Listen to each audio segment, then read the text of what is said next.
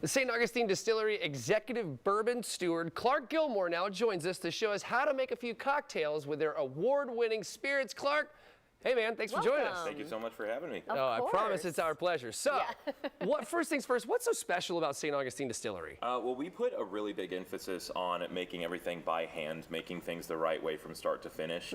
And as much as St. Augustine is a very heavily visited, sort of touristy town, you know, you visit there one time and you get the sense that there's a really strong, you know, local community that wants to work together. And one of the biggest emphases that we put on anything that we do is to, number one, use local agriculture, number two, make everything the right way the first time, and number three, support local by partnering up with other small businesses. And it's something that you really can't get anywhere else. And you don't think about Florida as being a very big agricultural state, but we get a lot of locally farmed ingredients here. Right. That's yeah, so neat. from my understanding, there's only a few that you guys don't pull from local farmers. Our climate down here is not really great for growing barley, which is a necessary ingredient for bourbon. So we do have to get that from another state, but it's still an American-owned farm, and 78% of the grains that we're using for our mash bill for the bourbon comes from within about an hour of the distillery. Right on. All right, so let's get into it, because I was outside and I was burning up and I'm thirsty, so let's get rocking and rolling. Cocktail. Yeah, what do we got today? The first one that I'm going to make is something that, this is actually the debut of it. This has actually never been presented before. I decided to call it the St. Augustine Sunrise because it kind of looks, or sunset, looks kind of like the sun going down, but also the way that the drink evolves as you sip it is going to kind of start nice and bright and citrusy and refreshing. And then it kind of transitions into like a softer, sweeter, velvety sort of evening. So it's going to be, we're going to start with 3/4 ounces of a homemade honey syrup.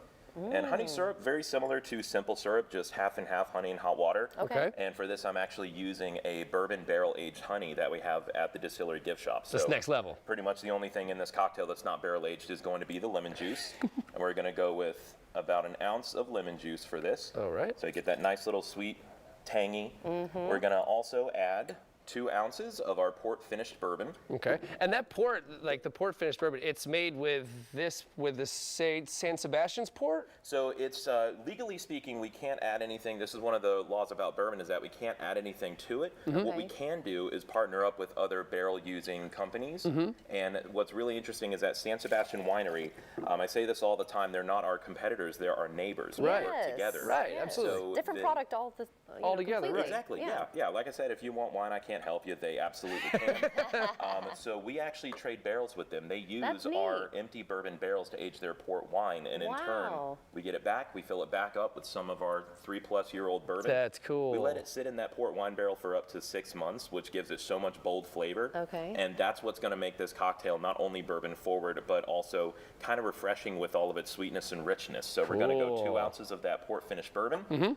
And then we're just going to shake that up, give it a nice hard shake. Shake it Make up. sure I don't knock you out live on TV. Shake it up, shake it up. So while you're shaking that, what makes a balanced cocktail? Usually using natural ingredients rather than going to the store and picking up like a $2 liter bottle of a mixer that's got 15 different ingredients. Loads of sugar and who knows what else, you know. And you'll notice that we have our sweet, we have our tangy and sour, we have our, you know, bold, natural. we have our rich. So this is all going to be about, you know, nobody's ever created a dish and said, perfect, it's entirely too salty. That's not what you want. So a balanced cocktail really just comes from using fresh ingredients. It comes from picking ingredients that complement each other. Then we're just going to top this off with a little bit of that ice. That crushed ice is going to make it nice and refreshing. Excellent. And we're just going to come over that with a nice little floater of this port wine from San Sebastian Winery, which, as you'll notice, starts out kind of nice and it sort of cascades down to the bottom. That is nice. So that as you're sipping it, you get that really nice, refreshing sour from the top, but as it goes down to the bottom, you're starting to get a little bit more of that sweet. Well, here, let's give it to try David. David needs this because he was outside. All right, let's see what we got here. Refreshing for you. Yeah, it's got ice in it. It's beautiful, huh? I've never heard of bourbon and wine. Seal of approval. That's interesting. All right, awesome. Yay. Well, thank you so much for joining us today. This was so fun.